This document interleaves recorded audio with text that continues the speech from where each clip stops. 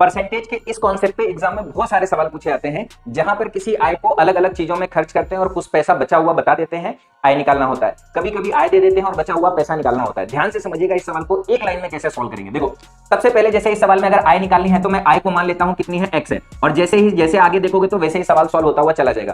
कह रहा है अनिल अपनी आय का 40% किराए पर खर्च कर दिया।